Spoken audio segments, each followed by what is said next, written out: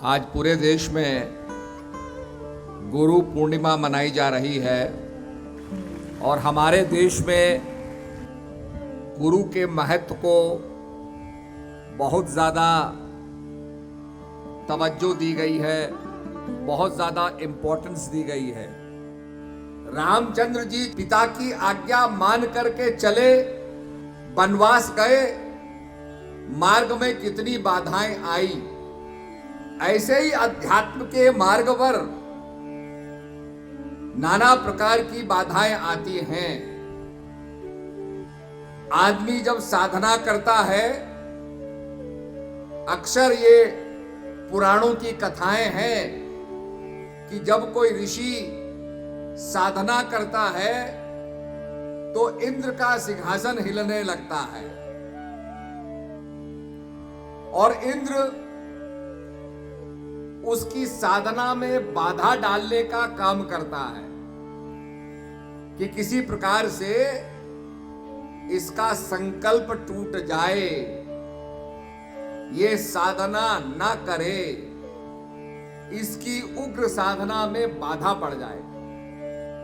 तो चर्चा आती है कि इंद्र अप्सराओं को यह काम देता था, जाओ इसे मोहित कर लो। ये अनेक कथाएं हमारे सामने हैं जो इस बात को स्पष्ट करती है कि जब आदमी अध्यात्म के रास्ते पर आगे बढ़ता है, when a man takes a spiritual journey, तो उसके अंदर कई बाधाएं पैदा होती हैं। ऐसे ही जब हम ध्यान में बैठते हैं, साधना करते हैं, तो हम अपने मन को कॉन्सेंट्रेट कर रहे हैं, मन को लगा रहे हैं। मन संसार में जाता है और संसार से हटा करके हम मन को प्रभु के नाम में लगाते हैं। आपने देखा होगा कि लॉन्च पैड से रॉकेट को लॉन्च किया जाता है। जब रॉकेट उड़ता है तो धरती की जो ग्रेविटी है, धरती का जो आकर्षण है, जो पुल है, वो रॉकेट को अपनी ओर खींचता है।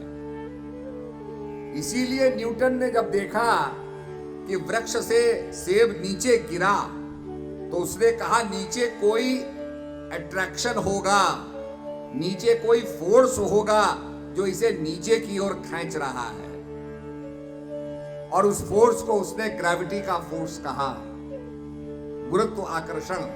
ठीक इसी प्रकार से जब रॉकेट भी उड़ता है तो धरती का जो अट्रैक्शन है, धरती की जो ग्रेविटी है, उसको खींचती है। अर्थात जब हमारा मन प्रभु के नाम में लगता है तो माया की जो ग्रेविटी है, ये हमारे मन को खींचती है। इसलिए कहा कब मन रंग तुरंग चढ़े, कब मन सोचत है धन को। ये मन नाना प्रकार के प्रलापों में ऑसिलेट करता रहता है, भटकता रहता है। इसीलिए योग की परिभाषा दी गई, चित्त वृत्ति निरोधश्च योगा। चित्त वृत्तियों का निरोध करना, इसका जो फ्लक्चुएशंस है, इसके अंदर जो भटकाव है, वो समाप्त हो जाए और ये प्रभु के नाम में लवलीन हो जाए। और कहा राम राम सब कोई जपे, दशरथ कहे ना कोई, और एक बार दशरथ कहे तो कोटि कोटि फल होए। दशरथ माने 10 इंद्रियों का निग्रह करके अगर हमने प्रभु का नाम ले लिया तो हमारा कल्याण ही कल्याण है। तो आइए अपना कल्याण करने के लिए इंद्रियों का निग्रह करके और ये जो माया का फोर्स है, इसको तोड़ करके हम उस शब्द ब्रह्म में अपने मन को लीन करें और इसी से हमारा परम कल्याण होगा। इन्हीं शब्दों के साथ सबको मेरा दुआ आशीर्वाद। हरि ओम तत्सत।